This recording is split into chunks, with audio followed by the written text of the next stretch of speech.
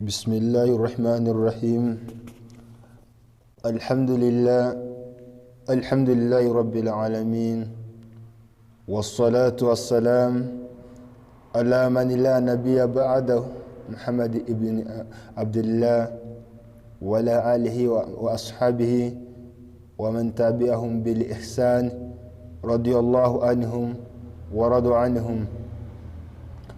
الحمد لله الذي على فطرة الإسلام ولا كلمة الإخلاص ولا دين نبينا محمد صلى الله عليه وسلم ولا ملات أبينا إبراهيم حنيفا مسلم وما كان من المشركين.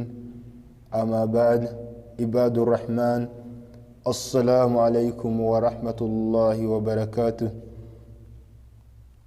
Niby'agaciro kugira umwanya nk'uyu nguyu igihe nk'iki ngiki,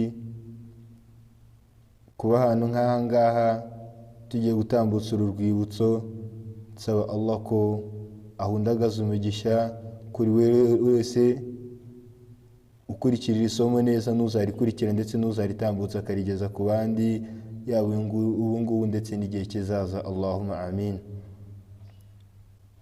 Isomo ryacu ry'uyu munsi ni ukurebera hamwe ubuzima cyangwa se ibihe bya nyuma by'ubuzima bw'intumwa Muhammad sallallahu alayhi wasallam. Nta magambo twabona yagerageza gusobanura agaciro, uburyo mu marangamutima ubuzima bw'intumwa Muhammad sallallahu alayhi wasallam bwa nyuma bwari bufite cyangwa se bufite mu gaciro mu buzima bw'umwemeramana. Nta kiremwa na kimwe, nta muntu n'umwe wigeze uba kuri iyi si ngo iminsi ye ya nyuma yo kubaho mu buzima bwe bwa nyuma bube bufite agaciro nk'ubuzima bwa Rasul Muhammad sallallahu alayhi wasallam.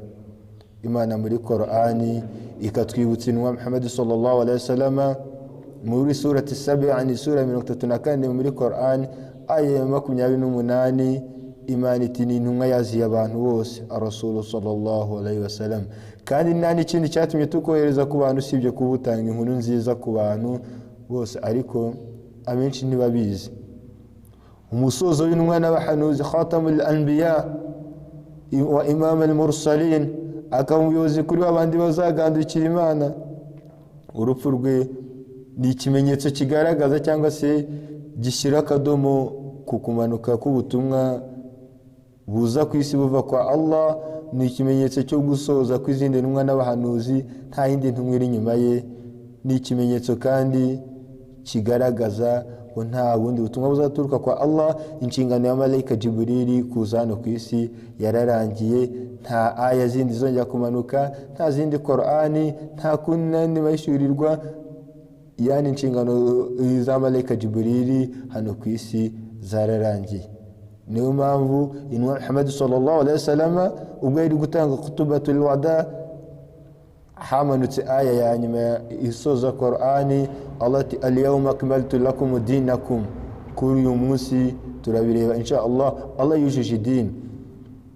Nawe wagenda ugasoma, twifashisha igitabo cya Sira Ibn Hisham, Allah muhishimire, umwe mu bamenyi ndetse no mu banyamateka, ndetse n'uwitwa Muhammad ibn Ishaka mu gitabo cye cyitwa Ar-Rahiq al-Makhtum, ndetse n'igitabo iki ni igitabo cyanditswe n'umuimamu witwa Imam al-Mubarakpur, aherutse gutabaruka yaratuye mu Buhinde. Insha Allah taala nifashisha ibyo bitabo ndetse na hadithi z'intumwa Muhammad sallallahu alayhi wasallam bazaniye ubuzima bwa nyuma bw'intumwa Muhammad sallallahu alayhi wasallam buvuye muri hadithi ziri sahih.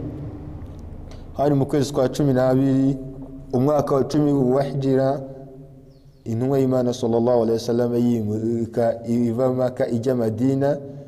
Nibwo intumwa Muhammad sallallahu alayhi wasallam yatanze khutuba yayo ya nyuma, cyangwa se yasigiye umurage iyi umma, ayiswe khutubatul wada, mu rugendo rwo gusezera. Yani yari yiganje kuki nuwa ngo ni khutuba intumwa Muhammad sallallahu alayhi wasallam dutangira ijya gutanga, yarasohotse itangaza ku mugaragaro abantu ko batangaza ko intumwa Muhammad sallallahu alayhi wasallam igiye gukora hijja. hanyuma bari tayari bamenye ko bagiye gukorana hijja n'intumwa y'Imana sallallahu alayhi wasallam. Ntabwo byari ibyo ngibyo gusa, ahubwo tugiye kurebera hamwe mu byo yabanje kudusigira nk'umurage muri khutubatul wada cyangwa se mu mbwirwaruhame ya nyuma yadusigiye. Hari abantu, amateka agaragaza ko hari abantu bagera ku bantu 140 kuzamura. Ni khutuba yabaye ndende, abenshi mu bizo cyangwa se mu bifite amakuru, ariko giye kugerageza amakuremo iby'ingenzi cyangwa se bimwe mu byo twakwibukiraho nawe wafataho nk'umurage, kuko uyu ni umurage wasizwe n'intumwa Muhammad sallallahu alayhi wasallam. Intumwa Muhammad sallallahu alayhi wasallam yatangiye nyuma yo gushimira Allah no gusabira amahoro n'ibyishimo intumwa y'Imana Muhammad sallallahu alayhi wasallam. Yabwiye abari aho ngaho bari bateraniye aho ngaho, yabwiye ngo munize amatwi munkurikire ibyo ngiye kubabwira, mubyige mubyitayeho, nimurangiza mufate amagambo ngiye kubabwira, nimurangiza muzayabwire abatari hano nabo bazayabwira abandi bazaza, bizakomeze gutyo bihererekanywa, muzakomeze muhererekanya inshallah taala. Nanjye ngiye kubibagezaho ibyo Allah anshoboza, nibyo ndibigerageze kubagezaho. Intumwa Muhammad sallallahu alayhi wasallam, ni byiza wenda muzakomeze musome murebe ubwo buzima bw'intumwa Muhammad sallallahu alayhi wasallam. Intumwa Muhammad sallallahu alayhi wasallam yategetse abantu icyo gihe kuba mwumvira bakamutega amatwi babyitayeho kugira ngo bafate neza uwo murage. Ikintu cya mbere yabanje guhita yiyanizaho abantu cyase abayemeramana bari bateraniye aho ngaho, yaravuye ngo kubera uyu munsi ikitwa ibangikanyamana Imana yakizirije ku butaka bwose bw'abemeramana. Nanga yari kuvuga yani ubutaka bwa Makka na Madina, ibangikanyamana n'utundi duce tuzaba turikikije twose Imana yazirije ikintu cyitwa ibangikanyamana. Intumwa Muhammad sallallahu alayhi wasallam kandi iti uyu munsi shaytan yamanitse kuba abantu bari kuri ubwo butaka yabateza shiriki. Irakomeza kandi ariko icyo bazasigarana ikihe nk'umuryango mugari, icyo bazasigarana ibyaha bitoya. Ibilisi izakomeza kubateza wasiwasi mu mitima, ariko icyitwa shiriki cyabaye ikizira ku butaka butagatifu. Intumwa Muhammad sallallahu alayhi wasallam, ariko nubwo ibyo byaha bitoya nabyo yana abantu bafata nk'ibyoroheje muri iyi minsi, Intumwa Muhammad sallallahu alayhi wasallam yavuze ngo ntimubifate nk'ibyoroshye, kubera ko abantu benshi muri umma yanjye bazajya mu muriro wa jahannama igihe gitoya kubera ibi byaha boroshye. Yego nibyo hagati y'iswala n'indi swala, yani Allah hanagura ibyaha bitoya byagiye biba mu hatabayemo ibyaha bikomeye, ariko nabyo ntitubifate nk'ibyoroshye bayisilamu. Kubera iki? Byibuze niba utabona ko ubiba kubireka bikugoye, gerageza wumve ko bikubabaje. Icya kabiri, Intumwa Muhammad sallallahu alayhi wasallam yasize tugiriye inama yo gusenga Allah wenyine no kubaha intumwa ye sallallahu alayhi wasallam, kandi arangije ngo mbasigiye urupapuro rwera, amanywa yarwo arera n'ijoro ryarwo rirera. Ibyo nta kindi ni Qur'ani na hadithi n'imigenzo yanjye. Uzabikurikira azaba ari ku buyoboke, uzabitandukira azaba ari mu kugana mu kuyoba. Imana muri Qur'ani iti qul ya Muhammad babwi in kuntum tuhibuna Allah fattabi'uni, niba kuko mukunda Imana koko nimunkurikire, yuhibbukumullah, Allah azabakunda, wa yaghfiru lakum dhunubakum, Allah azababarira n'ibyaha byanyu. Intumwa Muhammad sallallahu alayhi wasallam ibyakurikiyeho yabitanze imeze nk'iri gutanga inama, nibyo yigishaga abantu kureka. Intumwa Muhammad sallallahu alayhi wasallam iti guhera uyu munsi kuri iki gihe icyitwa kureka, yani Intumwa Muhammad sallallahu alayhi wasallam yasizirije ikintu cyitwa amoko, kwibonamo amoko, kumva kuri iki kumva kuri iki, hari kibatandukanyije. Iziriza icyitwa kwironda, iziriza ironda ruhu, kuzana ngo uhuturuka ubwoko. Ibyo byose Intumwa Muhammad sallallahu alayhi wasallam yasize ibizirije. Ndetse aho twaba duturuka, imiryango duturukamo, igitsina cyose waba uri cyo, uyu munsi icyo kibazo isi iri guhangana nacyo. Abari amateleviziyo muzabibona ibyitwa ibangikanyamana, irangije Intumwa Muhammad sallallahu alayhi wasallam ati ibyo byose nibyo mu gihe cy'ubujiji, igihe cya jahiliya n'ibindi bijyanye nabyo byose, kuzana amoko n'ivangura mu muryango mugari. Intumwa Muhammad sallallahu alayhi wasallam yangije yerekana ikimenyetso hasi, ibyo byose twabishyizemo hano. Irangije akandagira ngo ibyo ngibyo ntihazagire ujya kubigarura nyuma yangira, ngo ibyo byagiye munsi y'ibirenge byanjye ntihazagire ujya kubigarura uyu munsi. irangije intumwa Muhammad sallallahu alaihi wasallam iti kuri uyu munsi kuri ubu butaka butagatifu muri uku kwezi butagatifu kuko ari mu kwezi kwa Dhul-Hijja kandi nkuko twabibonye amezi 8 matagatifu namwe mu mezi atatu arakurikirana ni ukwezi kwa Dhul-Qa'da kwa 11 kwezi kwa Dhul-Hijja kwa 12 ni ukwezi kwa Muharram ariko kwezi kwa mbere hakaza n'ukwezi kwa Rajab nayo mezi 4 matagatifu. Intumwa Muhammad sallallahu alaihi wasallam ijya kuvuga iki gikurikiyeho yabanje kuvuga ngo kuri uku butaka butagatifu bwa Makka muri uku kwezi gutagatifu kwa Dhul-Hijja mu gihe cya Hijja. Intumwa Muhammad sallallahu alaihi wasallam yisi babwira ngo ibyo bintu mubireke kandi Intumwa Muhammad sallallahu alaihi wasallam irangiye ngo nyuma yanjye ntazajya wongera kugarura ibyo bintu by'amoko n'ivangura hagati y'abantu. Intumwa Muhammad sallallahu alaihi wasallam itegeka ko nyuma y'ibyo ngibyo yahise ivuga ngo kuri ubutaka butagatifu kuri muri kwezi gutagatifu mu gihe cya Hijja. Intumwa Muhammad sallallahu alaihi wasallam irangije iti guhera uyu munsi uzajya ucunga icyubahiro cya mugenzi wawe nkuko wacunga icyawe, uzacunga umutungo wa mugenzi wawe, uzacunge n'amaraso ye, n'ubuzima bwe buzaba ari ubuzima bwawe, uzabwiteho nkuko wakwita ku bwawe.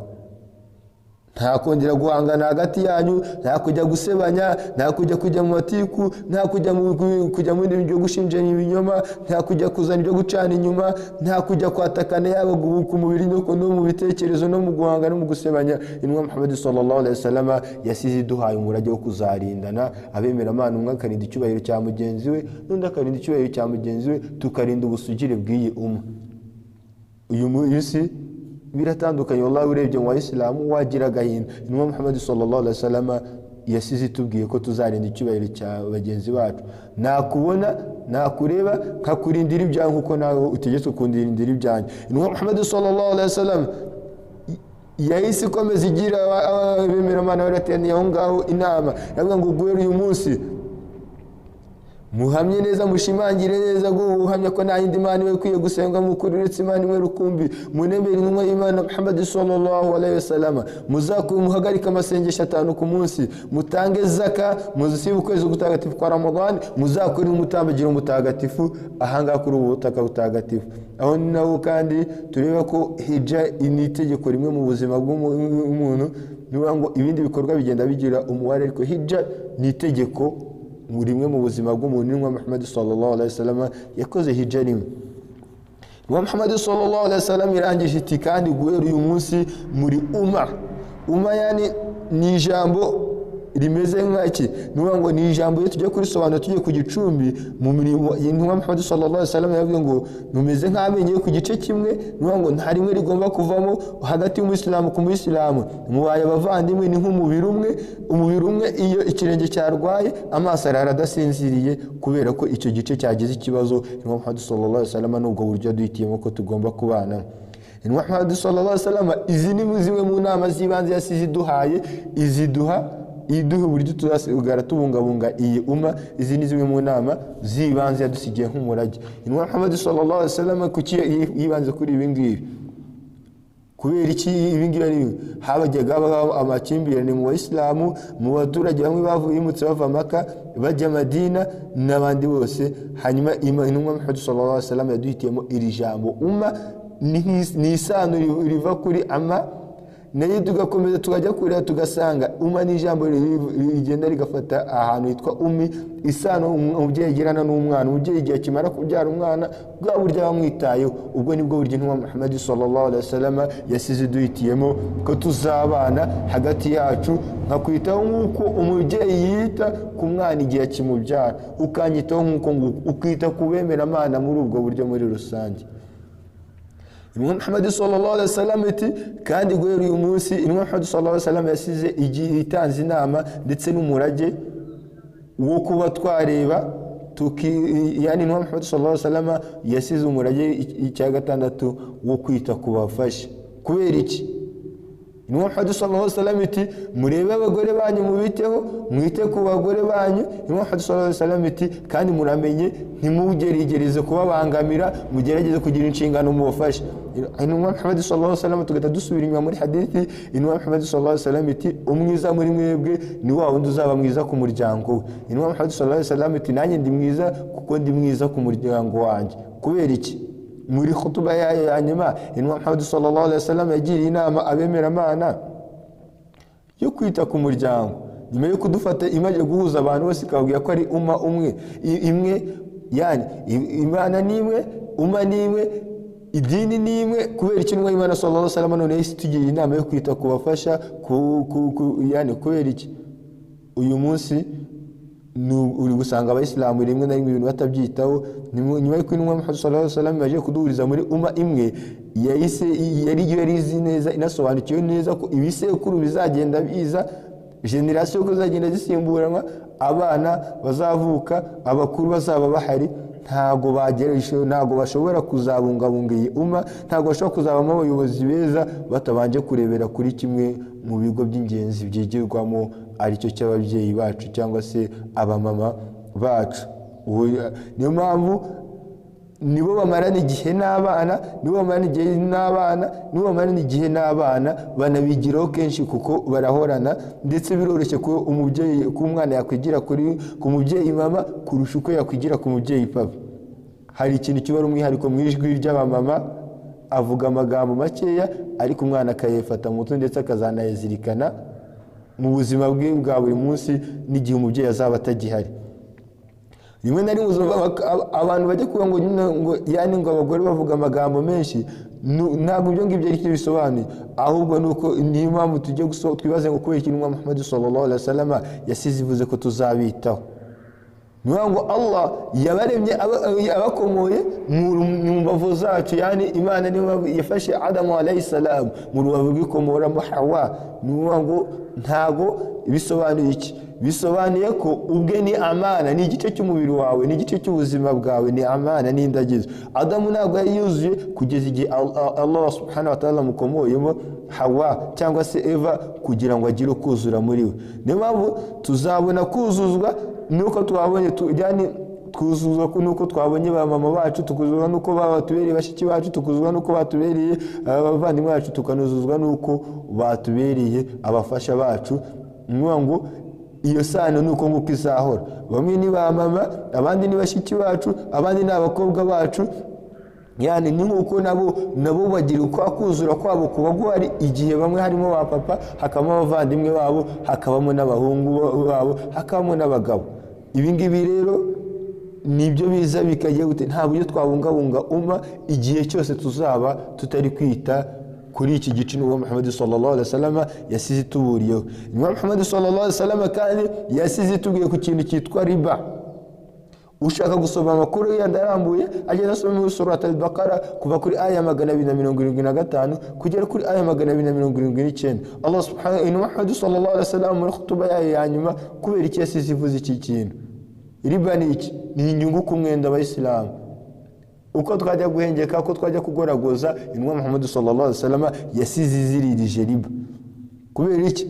Yabivuze isobanuro yakoresha aya magambo. Ni ikintu uyu munsi turi koroshya, ni ikintu uyu munsi ariko cyari gifite icyo gisobanuye mu buzima bw'intumwa y'Imana ku buryo kitigeze yifuza ko cyazongera kurangwa muri igihe cyose izaba itagihari. Uyu munsi wakwibaza ngo ibihugu byinshi byo muri Afurika n'ahandi hantu mu bihugu biyoborwa mu cyiciro cya gatatu usanga biri guhura n'ikibazo cy'inzara, ubukene, amapfa no kuyoborwa mu buryo bujyanye bumeze nk'igitugu. Kubera iki? Kubera iki kintu cyitwa riba w'Islam, no kubera iki kintu cy'inyungu ku mwenda. Bamwe bari gukomeza gukira, abandi bagakomeza gukena cyane. Rasul sallallahu alaihi wasallam kandi nyuma yo kutubuza icyo kintu cyitwa riba, inyungu ku mwenda, Rasul sallallahu alaihi wasallam kandi ntabwo ari byo ngibyo. Igihe Rasul sallallahu alaihi wasallam yimukaga bava Maka, bari kumwe n'abitwa al-Muhajirin, bimutse bava Maka bajya Madina, na wal-Ansar n'abaturage bari kavukire ba gakondo ba Madina. Iki kintu cyariba harimo abitwa Bani Quraiza, harimo abitwa Bani Nadir, harimo abitwa Bani Kainuda, ndetse n'abandi bayahudi bari baturanye nabo, n'abitwa al-Ausi, n'abitwa al-Khazjar.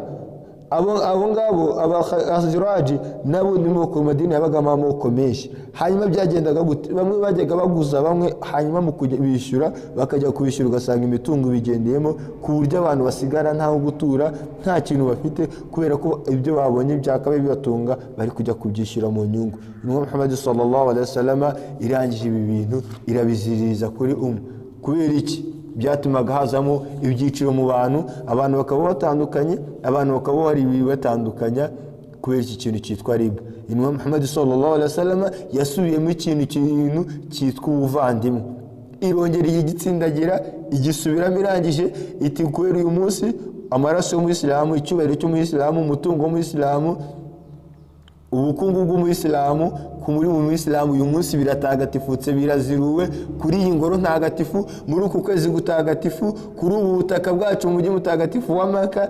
Ikiziriwe no kurusha ibyo byose ni icyo cyubahiro cy'umuyisilamu, kuba twakirinda.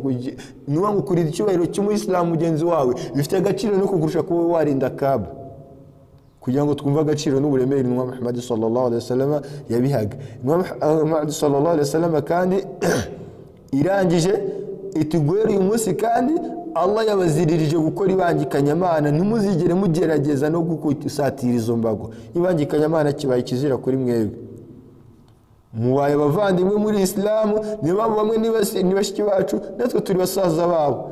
Nuba ngo twibutsa kwita ku bafasha bacu. Muhammad sallallahu alaihi wasallam twibutsa kwita ku cyubahiro ndetse n'umutungo n'amaraso y'abavandimwe bacu. Kandi izi nama biratandukanye n'abayisilamu uyu munsi. Ibyo turi gukora niyo mpamvu dusaba Allah ko yatuyobora akadushyira ku nzira igororotse, aduye gushoboze kumva, adushoboze no gukurikira ibyiza muri Rasul sallallahu alaihi wasallam yatugiriye inama ngo iyi ni kutubatul wada. Uko tuzi ko umubyeyi yagiye gutabaruka asiga umurage, nta mumwe muri twebwe yaba njyewe yaba nawe umubyeyi yasigira umurage ngo ajye bura kuwukurikira kandi awukurikire uko uri. Muhammad sallallahu alaihi wasallam imajiye kuvuga aya magambo yarangije yabajije abasangiranye, ndirangije babaza ngo buri umma yose ku munsi w'imperuka izabazwa, bazababaza ese mwebwe niyo mugera imbere ya Allah akababaza ngo akababaza ku ibyanjye muzamubwira ngo iki? Bavuze ngo iki? barakhta risala wa adaita al-amana wa nasahita al-umma. Rasul sallallahu alaihi wasallam muzabwira ngo iki Allah? Nimugera imbere ya Allah muzamubwira ngo iki igihe azabambazaho? Bavuze ngo iki? barakhta risala, tuzavuga ko tugejejeho ubutumwa ya Rasulullah, wa adaita al-amana, tuzavuga ko warinze n'indagizo y'uyu murage w'Islam, tuzavuga ko waduhaye inama. Arangije Rasul sallallahu alaihi wasallam yarebesheje ikiganza cye hejuru, zamura urutoke yibishe mu kirere, arangije avuga aya magambo akurikira, avuga ngo Allahumma fashhad, Allahumma fashhad, Allahumma fashhad, Allahumma in qad balaghtu fashhad. Yavuze ngo ya Allah uzambera umuhamya ko aba bantu nababwiye. Yabisubiyemo inshuro nyinshi kugeza abantu batangiye kugira amarira. Nibwo hahise hamanuka malaika Jibril amanukana na aya ya Qur'an, yaje funga Qur'an, al-yawma akmaltu lakum dinakum, guhera uyu munsi Allah awujurije dini ryanyu, wa atimamtu alaykum nimatu, Allah abasendereje ingabire ze, wa raditu bil islam dina, Allah subhanahu wa ta'ala yaduhitiye mu Islam. Surati Maida aya ya 3, Allah subhanahu wa ta'ala yaduhitiyemo al-yawma akmaltu lakum dinakum, idini ruzuye, wa atimamtu alaykum nimatu, n'ingabire zose zisendereye muri iyi dini, wa raditu bil islam dina. Allah yaduhitiye mu Islamu ko ariyo nzira, ari nawo muyoboro. Niyo mpamvu twatangiye tuvuga ngo alhamdulillahi alladhi ala fitratil islam, hashimwe Allah waduhaye kuba turi muri wanda ari muyoboro mwiza w'Islam, wala kalimatul ikhlas, ngo Allah waduhaye kuba muhamya ijambo ryiza ritayandi rya la ilaha illa Allah muhammadur rasulullah, wala din nabiyina Muhammad sallallahu alaihi wasallam, no kuba turi muri abandi bari kumuyoboro mwiza w'intumwa Muhammad sallallahu alaihi wasallam, wala milati abina Ibrahim hanifa muslim wama kana minal mushrikin, no kuba turi muri abandi kandi bari kumuyoboro mwiza cyangwa ku migenzo myiza sogokuruza wacu Ibrahim alayhi salam, wabaye kwisa atayigeza mu bangikanyamana. Nyuma y'ibyo ngibyo turakomeza. Nyuma y'ibyo twinjiye mu mwaka wa 11 w'iyimuka. Intumwa Muhammad sallallahu alaihi wasallam ku itariki 29 z'ukwezi kwa Safar, Intumwa Muhammad sallallahu alaihi wasallam ivuye Maka ijya Madina. Intumwa Muhammad sallallahu alaihi wasallam nibwo yavuye mu rugamba rwa nyuma barwanye. Hanyuma umwe mu bagore b'Abayahudi yayihaye uburozi mu byo kurya Abayisilamu. wa Rasulu sallallahu alaihi wasallam. Icyo gihe yumvise yari ameze neza, ariko uko iminsi yakomeje igenda iza, Rasulu sallallahu alaihi wasallam yatangiye kuzajya agira uburibwe kubera bwa burozi bamuhaye Islam. Niwe habura igihe gitoya mu minsi bye nyuma, Rasulu sallallahu alaihi wasallam yagiye ahitwa Al-Baqi, nahashyinguye n'amarimbi y'abemeramana. Arangije ajya kubasura kubera icyo Islam yagiye gusura kubera icyo yagiye kubasura. Kwari uko intumwa Muhammad sallallahu alaihi wasallam yari itekereje ko igiye kuva ku isi gatanya kubyitegura, cyangwa kwari ukutwibutsa ko tuzajya tuzirikana urupfu aho turi hose, ndetse tubikaba ni muri twebwe bikatwibutsa ko urupfu ni ukuri kandi kuzahoraho, kuzakugeraho, yaba njyewe, yaba nawe, yaba n'undi uwo ari wese. Kubera iki? Intumwa Muhammad sallallahu alaihi wasallam yari iri kuduha umurage. Niyo mpamvu twatanye tuvuga ngo ubuzima bwa nyuma bw'intumwa Muhammad sallallahu alaihi wasallam ni ingenzi ku buzima bw'abemeramana, kubera ko mu biremwa byose byabaye kuri ubu butaka bw'isi nta kiremwa na kimwe gifite ubuzima bw'ingenzi bwayo bwa nyuma nk'ubuzima bw'intumwa Muhammad sallallahu alaihi wasallam. Kwari ukutwibutsa ko tuzajya twigera igihe tugasura b'abavandimwe bacu, tukibuka ko baharyamye ejo cyangwa ejo bundi, ari njyewe ari nawe, tukanibuka ko kuba bariya baharyamye nta cyo kidasanzwe bakoze, ahubwo nuko igihe kigera kul nafsi za'iqatul maut, buri cyaremwe cyose kizasogongera ku rupfu. Hanyuma intumwa Muhammad sallallahu alaihi wasallam hamwe nuko cyari ikiremwa cy'Imana yaremye, ajya aho ngaho yari kumwe n'abasangirangendo nka Abu Huraira radiyallahu anhu, ndetse yabasomeye iduwa ndende irambuye, ahari harimo yani abarwanye mu nzira y'Imana batabarutse mbere. Intumwa Muhammad sallallahu alaihi wasallam nyuma yo kubasabira iyo duwa yakoresheje amagambo, irangira avuga ngo mwaradutsinze, ariko natwe inshallah turaza kubasangayo, inna nubashirakum bil janna, ngo kandi tubahaye inkuru nziza yuko tujye kubasanga muri al-janna. Arangije mu nyuma y'ayo magambo, subhanallah, intumwa Muhammad sallallahu alaihi wasallam yavuze ngo hari abavandimwe banjye nkumbuye. Allahu akbar. Abu Huraira radiyallahu anhu irangije ahita abaza intumwa Muhammad sallallahu alaihi wasallam, ya Rasulullah, ntabwo turi abavandimwe bawe, ni gute dukumbura kandi duhorana? Abu Huraira yagize ubwoba, arangije abaza intumwa Muhammad sallallahu alaihi wasallam. Intumwa Muhammad sallallahu alaihi wasallam iti, abo bavandimwe banjye ni abavandimwe bazazanye, mwe muri abasangira ngendo banjye. Kubera iki? Abu Huraira yagize ubwoba ko intumwa Muhammad sallallahu alaihi wasallam yari inaniwe, ariko hamwe n'ibyo byose yavuze ngo nabazanyemera, babandi bazanyemera batarambonye bakanyizera, batarigeze bicarana nanjye, ntibaraza, nifuza kuzababona. Abo nibo twebwe, abo ni abaje nyuma y'intumwa Muhammad sallallahu alaihi wasallam. Bwari uburyo bwo gusezera intumwa Muhammad sallallahu alaihi wasallam, yari kubabwira ko hari igihe kizaba gihari abantu bakavuka itagihari. Kubera iki? Muri icyo gihe intumwa Muhammad sallallahu alaihi wasallam nyuma yo guhura na Allah, ikindi kintu cyari kiyiraje inshinga ni ukuzahura natwe umma abazaza intumwa Muhammad sallallahu alaihi wasallam itagihari. Kubera iki? Umwana muri surati Tauba, A'udhu billahi minash shaitani rajim, bismillahir rahmanir rahim, aya 128 mu sura ya 9 muri Qur'ani. Allah ati, laqad ja'akum rasulun min anfusikum azizun alayhi ma antum harisun alaykum bil mu'minina raufur rahim. Allah subhanahu wa ta'ala ati, mu by'ukuri mwagezweho n'intumwa ibakomokamo, iremererwa n'ingorane muhura nazo, ibitaho kugira ngo muyoboke iby'ukuri, kandi ni inyempuhwe, ikaba n'inyembabazi ku bemeramana. Nibaza uriya Rasul sallallahu alaihi wasallam afite amatsiko yo guhura nanjye, afite amatsiko yo guhura nawe, uburyo mu byamuraje inshinga mu gihe yavaga hano ku isi, yararajwe inshinga nanjye nawe, uburyo yani uburyo agira amatsiko yo guhura, yari afite amatsiko yo guhura natwe. Allah subhanahu. Abu Huraira radiyallahu anhu wanje yabaza, ya Rasulullah, ese tuzagira amahirwe yo kubona abo bavandimwe bawe? Rasul sallallahu alaihi wasallam ati, yego. None se we ya Rasulullah, wowe uzabategereje he? arangira Rasul sallallahu alaihi wasallam yavuze ahantu hatatu al-hawd ku mugezi wa Kawthar ndetse ntago naho ngaho gusa Rasul sallallahu alaihi wasallam ngo abo bose ngo azagenda ku mugezi wa Kawthar anywesha buri umwe ku mugezi wa Kawthar kuko n'umugezi Allah yamusezeranyije inna atainaka al-Kawthar ya Muhammad sallallahu alaihi wasallam twaguhundagaje ibyiza byinshi birimo n'umugezi wa Kawthar uri mu al-janna fasalli li rabbika wanhar inna shani'aka wal abtar. Abu Hurairah radiyallahu anhu yagize amatsiko byaramo abaza ya Rasulullah bavandimwe wawe uzababwirwa n'iki kutigeze ubabona. N'ikibazo cyiza nawe wakwibaza. Rasul sallallahu alaihi wasallam yamuhaye urugero amubwira ngo ese umwe muri mwebwe abafite amafarashi yabona amafarashi menshi amafarashi ari imikara hanyuma akaba arimo amafarashi make afite ibara ry'umweru mu gihanga ry'igitare yani akayayoberwa.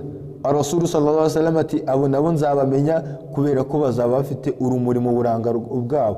Abu Hurairah radiyallahu anhu ati ya Rasulullah urumuri ruzaba ruva he? Rasul sallallahu alaihi wasallam ati urumuri rwabo ruzaba ruva mu gutawaza uburyo bisukura bagiye gukora amaswala niho azakomoka urwo rumuri. Abu Hurairah radiyallahu anhu dusubiye gato niba bintu Muhammad sallallahu alaihi wasallam mu rugendo rwa Isra na Miraj yumvisha ibirindi y'umusangira ngendo yitwa Bilal radiyallahu anhu muri al-janna. Kubera iki ageze ku isi yaje Bilal amuga niki kidasanzwe ukora arangije Rasul sallallahu alaihi wasallam Bilal amusubiza ngo nta gikorwa nzi kidasanzwe ariko buruko ntakaje udhu nihutira kwishaka murana udhu aho ndi hose ndagerageza guhorana udhu. Ibyo ni kimwe mu migenzo yatumye umusangira ngendo yitwa Bilal radiyallahu anhu aba mu bantu muri al-janna. Uyu munsi twebwe turi kubitandukira gutawaza n'ibintu byo kutugora ariko ni kimwe mu bikorwa bigira abantu muri al-janna kubera ko urumuri ruzana abahakanye kubera kuko umuntu akoze icyaha hajyaho icyasha ku mubiri we bazaba bafite umwijima. Abemera Imana kubera ko iyo bakoze amakosa yani iyo utawaje mu kiganza Allah guhanagura ibyaha byawe wakoresheje ibiganza wanagura mu maso Allah kuguhanagura ibyaha byakozwe n'uburanga wanagura watawaza amaboko Allah guhanagura ibyaha byakozwe n'amaboko warangiza gutawaza wavuga ashhadu an la ilaha illa Allah wahdahu la sharika lahu wa ashhadu anna Muhammadan abduhu wa rasuluhu. Allah gategeka imiryango umunani y'al-janna gufunguka wowe ukazihitiramo winjiramo ujya muri al-janna. Hanyuma ni Muhammad sallallahu alaihi wasallam irangije kugira ngo urumuri rwabo bantu ruzaba ruri guturuka ko bajyaga batawaza igihe batawazaga. Abu Hurairah radiyallahu anhu yahise agira umugambi uko none wazajya ajya gutawaza amazi atazajya yageza hano mu nkokora ahubwo azajya yigizaho hejuru ndetse ntabwo byagarukiyeho ngaho ukaba umugenzo kubera ko buri gitonyanga cyose kikujya igihe ujye gukora isuku uri kwisukura ni kimwe mu biguhanaguraho ibyaha. Muhammad sallallahu alaihi wasallam yageze yasubiye mu rugo itangira kugenda iremba ni nako kwezi uko kwezi niko kwezi yatabarukiyemo yatangiye kuzajya igira imbaraga nyuma yuko bavuye al-Baqi muri yakuyusura yamarimbi y'abemera Imana yagarutse mu rugo ariko none yari afite uburibwe bwinshi. Rasul sallallahu alaihi wasallam hari kuwa gatatu inwa Muhammad sallallahu alaihi wasallam iminsi 5 mbere yuko yitaba Imana yisubira kwa Allah. Iruhande rwe hari abasangira ngendo bamwe muri bo bane nka Abdullah ibn Umar hari abasangira ngendo nka Abdullah ibn Amr ibn As radiyallahu anhu. Rasul sallallahu alaihi wasallam nibwo yasomye mu magambo aboneka muri Qur'ani ndetse asoma umurongo wa Isa yabanje gusoma dua Ibrahim alayhi salam. Nuwango Rasul sallallahu alaihi wasallam hano igihe cyari kigeze imbaraga zitangiye kuba nkeya. Rasul sallallahu alaihi wasallam bamusubije mu rugo yari ananiwe cyane. Abu Hurairah radiyallahu anhu akomeza tubwira ko hano inwa Muhammad sallallahu alaihi wasallam mu maso byagaragaraga ko inaniwe. Hanyuma muri surati Ibrahim aya ni sura 14 aya ya 36 Rasul sallallahu alaihi wasallam yakoresha ayo magambo Ibrahim alayhi salam arimo ngo rabbi innahunna adlalna kathira minan nasi faman tabi'an fa innahu min wa man asa anni ومن أصاعني فإنك غفور رحيم. Nyagasani mu byukuri ibyo bigirwa Mana byabayoje abantu benshi ariko uzankurikira wazaba ari mu bantu banje nawo uzanyigomeka mu byukuri niwe nyiri muwe ubabarira ibyaha. Hanyuma Rasul sallallahu alaihi wasallam ntabwo byagarukiye aho ngaho asoma n'amagambo aboneka muri surati Maida, ni sura ya 5 muri Qur'ani, aya y'118.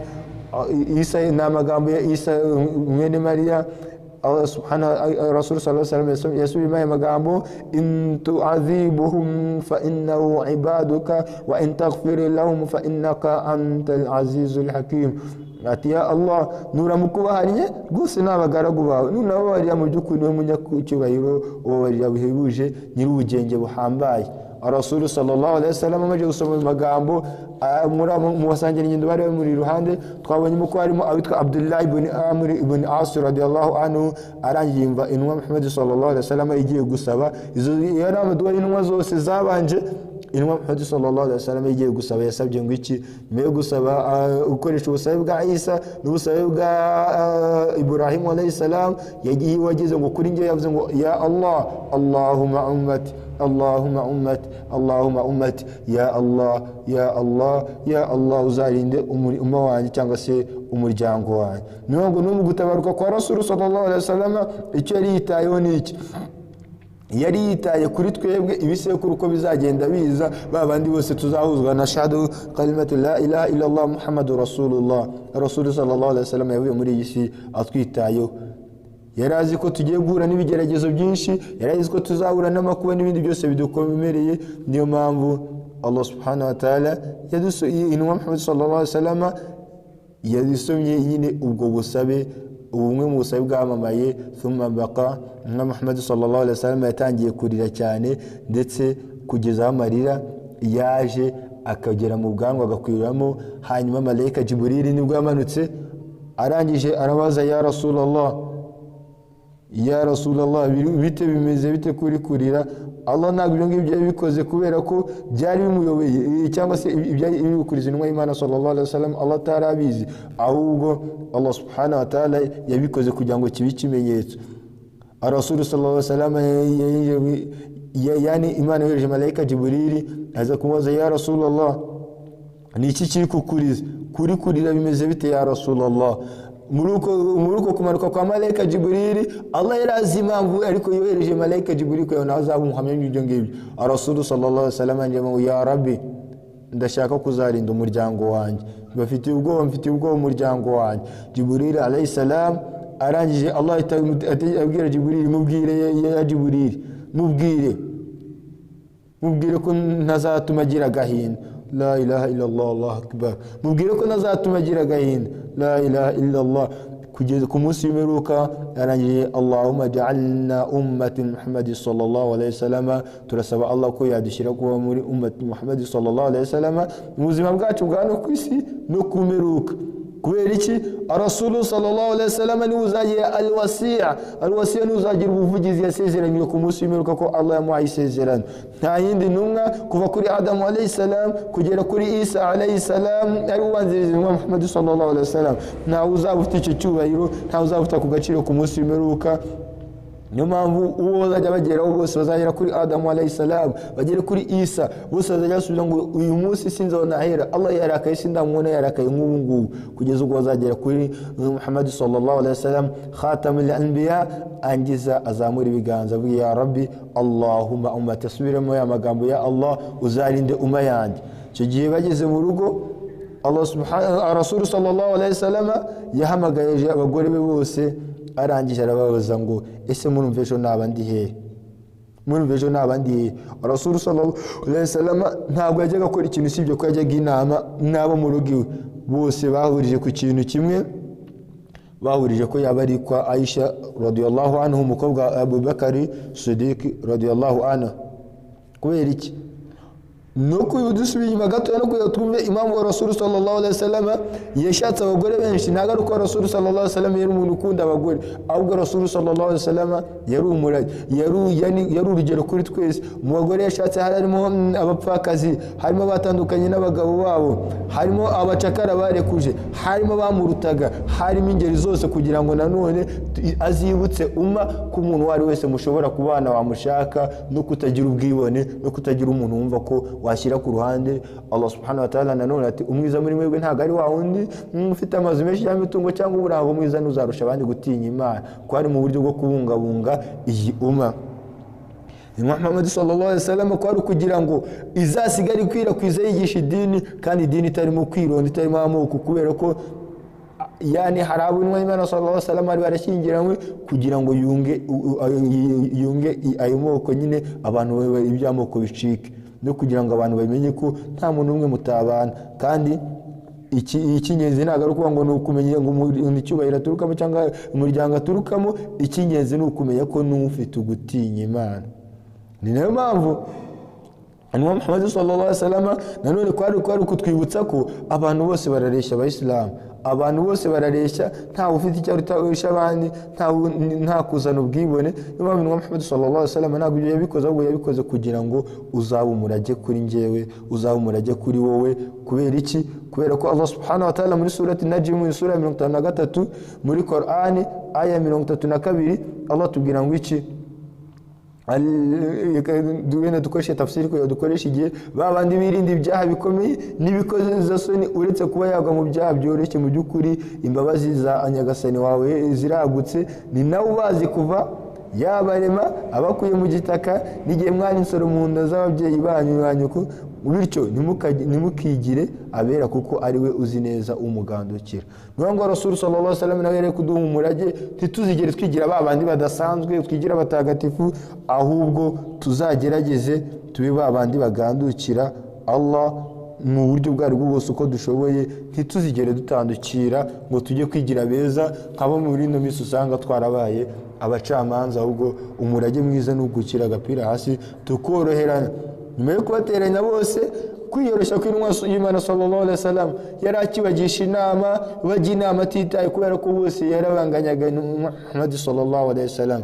Bose bahurije ko yani Rasul sallallahu alaihi wasallam yazaba ari mu rugo rwa Aisha radiyallahu anha. Babivuze mu ijwi rimwe, Rasul sallallahu alaihi wasallam yarishimye, ndetse wabyumva urukundo Rasul sallallahu alaihi wasallam yakundaga Aisha umukobwa wa Abu Bakar Siddiq radiyallahu anhu. Tagiye Rasul sallallahu alaihi wasallam yari ari kumwe n'abavandimwe batandukanye, hari Ali radiyallahu anhu, hari arimo abasangiranye nka Abdullah ibn Abbas n'uwitwa Al-Fadl ibn Abbas, ndetse n'abandi yani abavandimwe ba Aisha radiyallahu anha. Bose icyo gihe Rasul sallallahu alaihi wasallam ntabwo yabashaga guhagarara neza. Niyo mpamvu icyo gihe Rasul sallallahu alaihi wasallam ntabwo ubuzima bwari bworoshye, ntabwo byari ibintu byoroshye. Icyo gihe Rasul sallallahu alaihi wasallam yashyize ikiganza hejuru, arangije Rasul sallallahu alaihi wasallam yatangiye kumva uburibwe budasanzwe. Nibwo abo bavandimwe n'ukubwe Ali radiyallahu anhu n'abasangiranye nka Abdullah ibn Abbas radiyallahu anhu na Al-Fadl ibn Abbas radiyallahu anhu bateruye Rasul sallallahu alaihi wasallam mu maboko baramujyana. Abayisilamu ntabwo yari agishoboye guhagarara, ntabwo ubuzima bwari bworoshye, amaguru atabasha guhagarara neza, umutwe waramuryaga cyane. arangije Rasul sallallahu alaihi wasallam ashhadu bala anbiya thumma alladhina yalawunahu. Allah subhanahu wa ta'ala, Rasul sallallahu alaihi wasallam ati niba hari abantu bageragejwe hano ku isi ni intumwa z'Imana, abandi n'abandi bazigerageje n'abari bageragejwe cyane bandi nyuma y'intumwa z'Imana n'abari baziruhande, aba gatatu n'abandi n'abazikurikiye baterekera inge mu cyaha. Rasul sallallahu alaihi wasallam yinjiye mu rugo rwa Aisha radiyallahu anha, yani abandi baragenda. Aisha radiyallahu anhu aratuga muri hadithi nta munsi yabonaga yumvise yishimye nk'uwo munsi yabonye n'uwa Muhammad sallallahu alaihi wasallam, yinjiraga mu nzu y'uwo munsi yabaga yishimye. Rasul sallallahu alaihi wasallam yari ari kubabara cyane abayisilamu. Aisha radiyallahu anhu yajyaga kunda kubwira Rasul sallallahu alaihi wasallam, ya Rasulullah wa rasahi ya Rasulullah. Aisha yajyaga kunda kubwira Rasul, ya Rasulullah umutwe uri kundya, kugira ngo yana abagore bakunda kwitabwaho. Ariko Rasul sallallahu alaihi wasallam akamuha inkuru cyane akamwitaho dalal cyangwa se adala. Rasul sallallahu alaihi wasallam nibwo bwa mbere mu buzima bwe yabwiye Aisha mu kumusubiza amubwiye magambo, amubwiye bal warasahi ya Aisha, kuri inshuro ntago ari wowe ya Aisha, kuri inshuro ni njyewe. Rasul sallallahu alaihi wasallam icyo gihe yari guhura n'ibigeragezo ndetse n'ibindi bitoroshye. Rasul sallallahu alaihi wasallam byari ibintu bitoroshye abayisilamu. Niyo mpamvu ubuzima ni ingenzi mu kongera kutwibutsa ko niba n'intumwa Muhammad sallallahu alaihi wasallam yaraciye mu bintu nk'ibi ngibi, njye nawe kuba twarwara ntabwo ari igitangaza. Arangije Aisha radiyallahu anhu, Rasul sallallahu alaihi wasallam yaramubajije ngo ya Aisha, ngusomere dua kwa Allah. Mbere yuko amubaza amagambo yaramubajije ngo ya Aisha, ese uratekereza iki ya Aisha?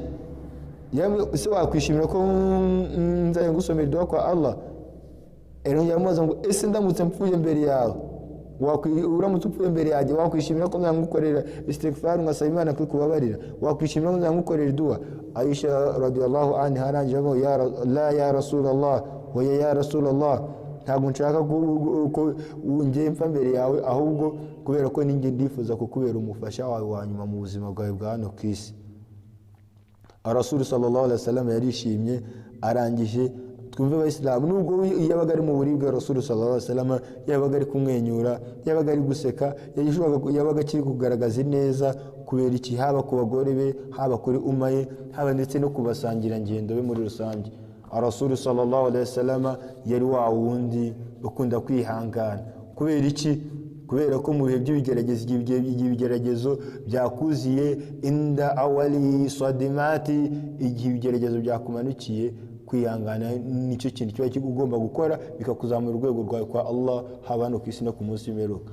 Ubwo uburibwe bwakomeje kwiyongera kugera ku kigero nka Muhammad sallallahu alaihi wasallam yageraga kugerageza guhagarara akitura hasi. Hanyuma abayisilamu yani umusigiti bategereje Rasul sallallahu alaihi wasallam ngo azabayobore mu iswara. Rasul sallallahu alaihi wasallam ntabwo ibintu byari byoroshye. Niyo mpamvu bamumenye indobo abayisilamu, kuva ku ndobo ya mbere ya ku ndobo zirindwa kumena amazi bari ko intumwa y'Imana sallallahu alaihi wasallam yakoroherwa, yarangiza kongera igahita isinzira, kugeza aho yabajije Aisha radiyallahu anha, kubera iki? Kubera ko ntabwo ari ibintu byoroshye. Rasul sallallahu alaihi wasallam yari yagize ku kigero ari ukoze utuzi duke, none yageze utuzi duke ku kiganza, akakoza mu kanwa, akanakoza mu maso ngo yumve ko yagerageza koroha. Anjye akoresha aya magambo la ilaha illa Allah, subhanallah, innal mauti la sakarati. Ubutagatifu n'ubwa Allah, nta yindi Mana bakwiye gusenga mu kuri, urupfu ni icyago. Rasul sallallahu alaihi wasallam yani kwiki gero inwa Muhammad sallallahu alaihi wasallam hinjiyemo Abdurrahman ibn Abi Bakr radiyallahu anhu. Arangije abona Rasul sallallahu alaihi wasallam ari buribwa arimo, byaramutunguye cyane. Arangije ati akuwakan shadidan ya Rasulullah, isi ya Rasulullah, nawe urababara ntabwo babyumvaga, uri ntumwa y'Imana sallallahu alaihi wasallam. Rasul sallallahu alaihi wasallam aramusubiza, innahu aqu kama yu'aqu rajulani man rijalikum, ndikumva uburibwe bwikubye kubwo abandi bantu bakomeye basanzwe bagiye bumva. Adhalika anna laka ajrain. Abdurrahman ibn Abu Bakr barabahanga samwe, ya Rasulullah, nukugira ngo uzumve ibihembo byikubye kabiri? Rasul sallallahu alaihi wasallam ati yego. Rasul sallallahu alaihi wasallam kandi ati dhalika ma min muriyin musalim tasyabahu adanni shawkatan illa kafara Allah biha sayiati. Nta mwemeramana wo kwino singo ahure n'ibigeragezo agira uburwayi, usibye ko Allah amuhanaguraho ibyaha nk'umusaruro. Uko ugira uburwayi kuri kubabara, niko Allah ari kuguhanaguraho ibyaha, niko ari kukorohereza. Allah ngije Rasul sallallahu alaihi wasallam yanjemo ashhadu al-bala al-anbiya'u thumma alladhina yalunahu thumma alladhina yalunahum. Abageragejwe cyane kurusha abandi ni intumwa z'Imana, aba kabiri n'abari baziruhande, aba gatatu n'ababakurikiye. Idha adaba Allah ibada butallahu, iyo Allah kuntu umugaragu aramugerageza cyangwa se amushyira mu bigeragezo, hanyuma muri kwa kwihangana Allah akamuhanagura ibyaha, ndetse ikaba n'impamvu yuko arushaho kumwishimira. Rasul sallallahu alaihi wasallam ku munsi w'imperuka abantu bamwe bazabona abandi bari kuzamurwa muri aljana. Allah ngo nukubera ko bari bafite kwihangana, baragukoreye ntago ari byo Allah bahereye ubuntu, ahubwo kwihangana kwabo uko bagiye bihangana nicyo gitumye Allah abazamura. Bima amaltum nk'umusaruro w'ibikorwa bakoze. Icyo gihe Rasul sallallahu alaihi wasallam nibwo kugira ngo yani Rasul sallallahu alaihi wasallam yarakanguka akabasaba Islam bakoze swala hoyi. Allah Rasul sallallahu alaihi wasallam yibwo yise abwira Aisha radhiyallahu anha muru Abu Bakar, muhamagare Abu Bakar je kuyobora abayisilamu. Aisha radhiyallahu anhu abwira ya Rasulullah, Abu Bakar atanya gushiraho kugerageza kumvikanisha uburyo Abu Bakar atari wakabaye je kuyobora iswala, ariko Rasul sallallahu alaihi wasallam ati muru Abu Bakar fala yusalli bin nas, muhamagare Abu Bakar je kuyobora abantu mu isengesho nka imam. Kugeza ubwo bigeze ku nshuro ya gatatu Aisha radhiyallahu anha ari kubwira gutyo Rasul yasamubwira ngo ya Aisha, ushaka kunkorera nk'ibyo umugore yakoreye Yusuf alayhi salam. Aisha radhiyallahu anha kuri inshuro yisa zirikana neza ko cya kintu bitakira ubushake ari itegeko. Bahamagaye Abu Bakar radhiyallahu anha. Igihe Abu Bakar yinjiraga mimbari nibwo Rasul sallallahu alaihi wasallam baramuteruye baramujyana, ntabwo arakibasha kugenda Abisilamu. Agezeyo nibwo Abu Bakar yashatse gusubira inyuma, Rasul sallallahu alaihi wasallam arangira amubwira ngo guma huriya Abu Bakar.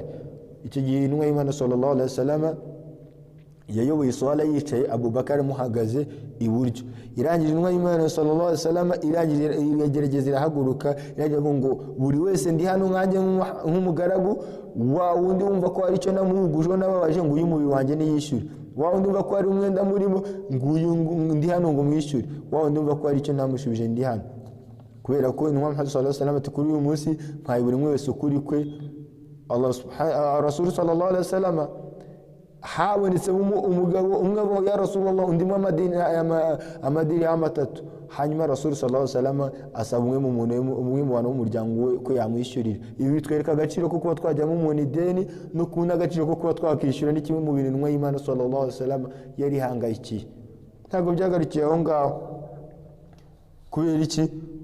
Rasul sallallahu alaihi wasallam uyu umurage yari ari kudusigira ni byinshi byahabaye, ariko n'umwe mu bavuze ya Rasulullah nge bigeze kunkubita igihe wari uri kuyishyira abantu ku isafu. Rasul sallallahu alaihi wasallam itakuramo igiko yari yambaye yaragira ngo nawe akiri yishyure. Arangije kwisuka tubwira ko nigihe yari kubwira abasangira ngendo ngo mugorora imirongo, arangije amukora nkuko wakora ku mwana waza bite. Arangije abasura ati ngo uyu mubiri wanjye ngayishyure. Uyu musore arahaguruka aramuhoye yambwiye ya Rasulullah, ntabwo nakwitesha amahirwe yo kuba nakwegera intumwa y'Imana sallallahu alaihi wasallam. Hanyuma Rasul sallallahu alaihi wasallam arangije nibwo yavuze ngo umuntu yahawe amahitamo abiri. Yahawe amahitamo yo gusubira ku muremyi we n'amahitamo y'ubuzima bwa hano ku isi. Umuntu ahitamo kuba yakwigumira yakwisangira umuremyi. Icyo gihe Abu Bakar Siddiq radhiyallahu anhu niwe wenyine wabashije gusobanukirwa ayo magambo, atangira kurira. Hadithi ya Abu Sa'id al-Khudri radhiyallahu anhu itubwira ko abantu bibeshye ko bagize na Abu Bakar, ariko Abu Bakar yaramajije gusobanukirwa neza ayo magambo. Rasul sallallahu alaihi wasallam arangije nibwo yahise avuga ngo buri umwe wese nari mfite ukuri naye kumuhaye, umuntu ntagira uko umwishyura ukuri ko yamaye ni Abu Bakar Siddiq wazishyurwa n'Imana. Arangije itavuga ngo imiryango yose yerekeza muri uyu musigiti irafunze usibye umuryango wa Abu Bakar Siddiq radhiyallahu anhu. Aho ngaho nibwo wahise basobanukirwa ko Abu Bakar ari warusha mu bumenyi. Igihe cyarakomeje kirazamuka kugera ubwo byageze kuwa mbere ko Rasul sallallahu alaihi wasallam yatabarutse ari kuwa mbere, akomeza kugira uburibwe. Mu gihe Rasul sallallahu alaihi wasallam yari arwaye, Abu Bakar Siddiq radhiyallahu anhu niwe wari uri kuyobora abayisilamu mu iswala. Hanyuma gusari salatu al-fajr ariko igihe cy'agasusuruko nibwo intumwa Muhammad sallallahu alaihi wasallam yatangiye kugira uburibwe. Hanyuma Aisha radhiyallahu anha bari kumwe, Rasul sallallahu alaihi wasallam yaramuryamye mu gituza, nibwo yumvise malaika Jibril yarinjiye, uyu ni umugenzo wa Allah no ku ntumwa zose. Arangije amubaza ya Rasulullah, isuri tayari gusubira kwa Allah? Hanyuma Aisha radhiyallahu anhu yaraza amahitamo ya rasulu sallallahu alaihi wasallam ko ari ugusubira kwa Allah. Tugenda dusubira muri surat al-Baqara aya 46, alladhina yadhununa annahum mulaqu rabbihim wa annahum ilayhi raji'un, babandi bakora bafite amashusho yo kuzasubira kwa nyagasani wabo. Hanyuma rasulu yavuze yego, ariko muri ibyo bihe bya nyuma yari kuvuga amagambo Allahumma barafiqul al, ya Allah ni wowe nshuti nziza, wowe ikirenga, uhambaye. So mu busaba avuga ngo ma'an nabiyuna wasidiqina washuhada wasalihin wa hasuna ulaikum rafiq. Ya Allah ndagusaba ko unshira mu cyicaro kimwe n'intumwa zawe, wasidiqina n'ababaye ari abanyakuri, washuhada n'abarwaniye inzira yawe, wasalihina n'abakoze ibikorwa byiza, wa hasuna ulaika jamii, niwe nifuza kuba mu ya rasul ya Allah. Hanyuma rasul sallallahu alaihi wasallam Aisha radiyallahu anha agiye kumva yumva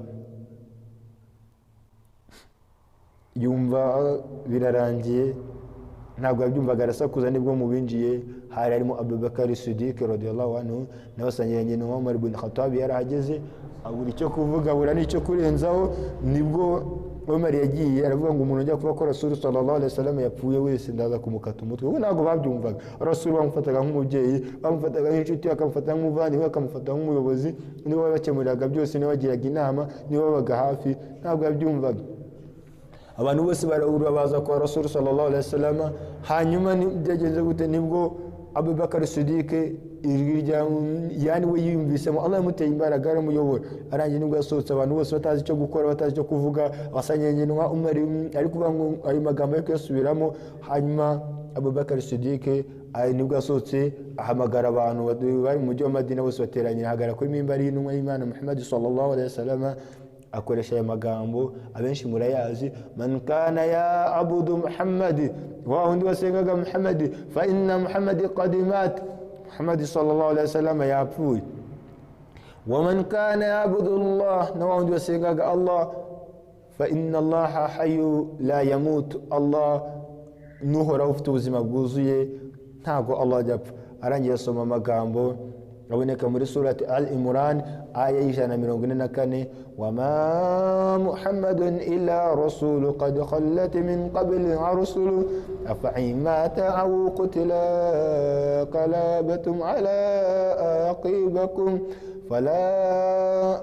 ومن ينقلب على عقبيه فلا يضر الله شيئا وسيجزي الله الشاكرين. Imana muri Qur'an aho ngaho iratuye ngo kandi na Muhammad sallallahu alaihi wasallam ntacyo yari cyo, ni intumwa n'abanjirijwe n'izindi ntumwa mbere yazo. Ngo se naramuka yishwe cyangwa agapfa ari guharanira inzira y'Imana, muzatera umugongo musubire mu buhakanyi?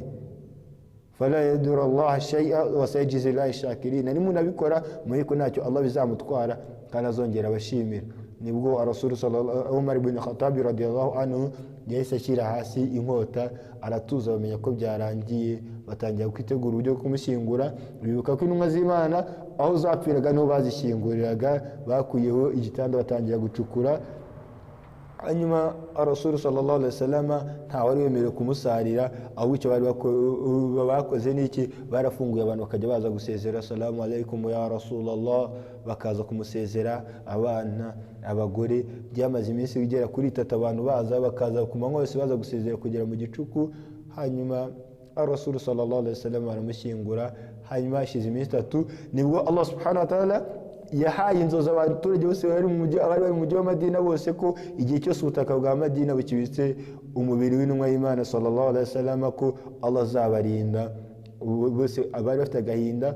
Byageze ku kigero umubyeyi abyara umwana, akabwira umwana ngo wakabaye waravutse mbere, intumwa y'Imana sallallahu alaihi wasallam ikiriho ikaguterura, ikagusabira idu. Uwagize ibyago akabwira umuntu wakabaye warapfuye mbere, intumwa y'Imana ikagusarira. Bari bagize agahinda ntacyo gukora. Hanyuma Imana ibaha inkuru nziza y'ihumure. No mu gusoza urwibutso rwacu no gusaba Allah ko aduha kuba muwumva bakumvira. Ni byinshi twareberaho, insha Allah ta'ala tuzareba n'ibindi, kubera ko iyi dini nuko iteye no kuguma twibukiranya. Wa subhanakallahumma bihamdika nashhadu an la ilaha illa anta nastaghfiruka wa natubu ilayka. Subhana rabbika rabbil izzati amma yasifun, wa salamun alal mursalin, walhamdulillah.